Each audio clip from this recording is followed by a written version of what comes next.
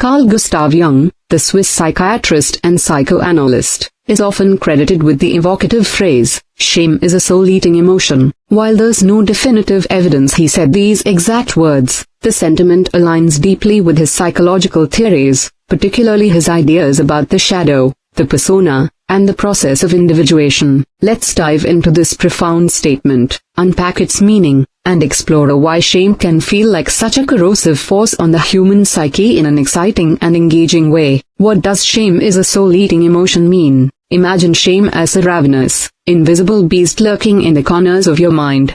Unlike guilt, which is tied to specific actions, I did something bad, shame strikes at the core of your being. I am bad. It's not just about what you've done, it's about who you believe you are. When Jung, or whoever framed this quote, called shame soul-eating, they were pointing to its ability to erode your sense of self, gnawing away at your confidence, authenticity, and connection to others. It's like a psychological parasite that feeds on your inner light, leaving you feeling unworthy, exposed, or even hollow. This idea resonates with Jung's broader work on the human psyche. He believed that the soul or the true self is the essence of who we are, striving for wholeness through a process called individuation. Shame, however, acts like a saboteur, whispering lies about our worthlessness and disconnecting us from our deeper selves. It's no wonder it feels soul-eating. It attacks the very foundation of our identity, the psychological mechanics of shame. Let's get into the nitty-gritty of why shame is so destructive. Jung's framework gives us a lens to understand this emotion through his concepts of the shadow and the persona. The shadow and shame. The shadow is the part of ourselves we hide, our fears, desires, and traits we deem unacceptable. Shame often arises when the shadow is exposed, either to ourselves or others. Imagine you've hidden a part of yourself you're not proud of, maybe a moment of cowardice or a secret envy. When that part is revealed, shame floods in, making you feel like you're not enough or fundamentally flawed. Jung believed that confronting and integrating the shadow is essential for personal growth, but shame can trap us in denial, keeping us from embracing our whole selves. The persona and social shame. The persona is the mask we wear to fit into society, our polished, socially acceptable self. Shame often emerges when this mask slips, revealing something unacceptable underneath. For example, if you pride yourself on being calm and collected but lose your temper publicly, the mismatch between your persona and your actions can trigger intense shame. Jung saw the persona as necessary but warned that over-identifying with it disconnects us from our authentic selves. Shame exploits this tension, making us feel like frauds. Shame and the collective unconscious. Jung's concept of the collective unconscious, the shared reservoir of human experiences and archetypes, also plays a role. Shame often taps into universal fears of rejection or exile, echoing ancient instincts about being cast out from the tribe. When we feel shame, it's not just personal, it's as if we're reliving a primal fear of being unworthy of belonging. This makes shame feel existential, like it's eating away at our place in the world. Why shame feels so fleeting? Let's paint a picture. You're standing in a spotlight, and suddenly, everyone sees a part of you that you've desperately tried to hide. Your heart races, your face burns, and it feels like the ground beneath you is crumbling.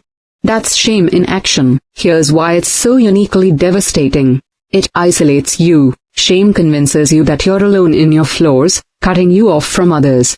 Unlike guilt, which might prompt you to make amends, shame makes you want to hide, shrinking your world and your connections. It's self-perpetuating. Shame breeds more shame. When you feel ashamed, you might avoid facing the issue, which leads to more mistakes or secrets, piling on even more shame. It's a vicious cycle that can feel like it's consuming your inner vitality. It blocks growth. Jung emphasized individuation, the journey toward becoming your true self. Shame interrupts this process by making you reject parts of yourself rather than integrating them. It's like a roadblock on the path to wholeness, leaving you stuck in self-loathing. It's physically and emotionally draining. Research in psychology, like studies by Brené Brown, shows that shame activates the body's stress response, flooding you with cortisol and adrenaline. It's not just mental, it feels like a physical weight, sapping your energy and joy. An engaging example, shame in action. Let's bring this to life with a story. Meet Alex, a talented artist who dreams of showcasing their work. At their first gallery opening, a critic harshly dismisses their art as amateurish. The words hit like a punch to the gut. Alex doesn't just feel bad about the critique, they feel like they are a failure, unworthy of being an artist. This is shame at work, whispering, "You're not good enough, and you never will be." Instead of using the criticism to grow, Alex stops painting, avoids their friends, and spirals into self-doubt. The shame eats away at their creative spark, their soul, until they feel like a shell of themselves. In Jungian terms, Alex's shadow, their fear of inadequacy, has been exposed, and instead of integrating it, they let it define them. The path forward, as Jung might suggest, is for Alex to face that shadow, accept their imperfections, and reclaim their art as part of their journey toward wholeness. How to combat the soul-eating nature of shame? If shame is a soul-eating beast, how do we slay it? Jung's ideas, combined with modern psychology, offer a roadmap. Face the shadow. Acknowledge the parts of yourself you're ashamed of.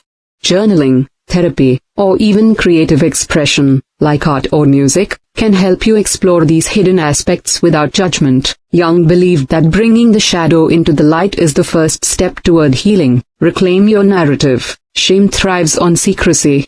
Sharing your story with a trusted friend or therapist can diffuse its power.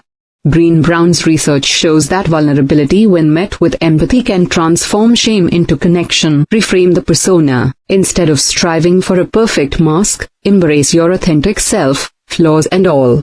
Jung's individuation process is about becoming whole, not perfect.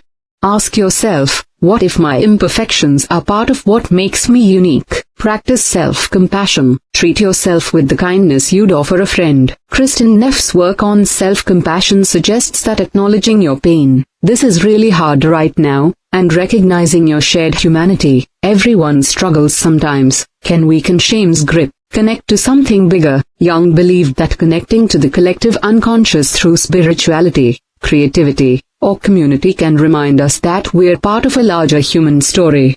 Shame loses its power when we see ourselves as part of a greater whole. Why this quote matters, whether Jung said it or not, shame is a soul-eating emotion captures a universal truth. It's a call to action to face our inner demons, integrate our shadows, and reclaim our souls from the jaws of self-doubt. Shame may be a fierce opponent, but it's not invincible. By understanding its mechanisms and embracing our full selves, we can transform this soul-eating emotion into a catalyst for growth and authenticity. So, the next time shame creeps in, imagine it as a shadow in Jung's psychological landscape. Don't run from it, shine a light on it, invite it in, and let it teach you something about who you are. That's how you take back your soul and step into the vibrant, whole person you're meant to be.